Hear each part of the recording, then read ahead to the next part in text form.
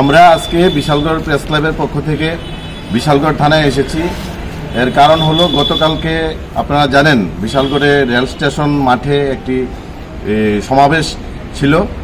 সেই সমাবেশের সংবাদ কভার করার জন্য আমরা সবাই যাই। সেখানে যাওয়ার পর আমরা ছড়িয়ে ছিটিয়ে যার যার সংবাদ কভারের কাজ করি।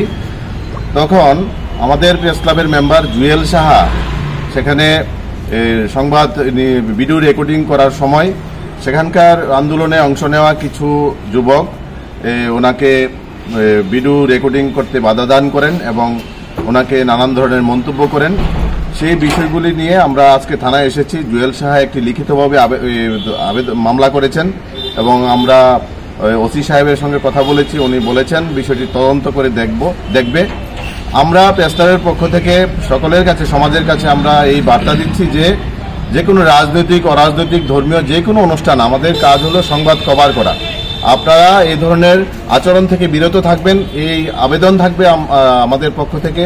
এবং আমরা যে আবেদনটা থানায় দিয়েছি সেই কিছু লোককে আমরা চিহ্নিত করতে পেরেছি কারা এই ধরনের কাজ করেছে জুয়েল শাহর সঙ্গে।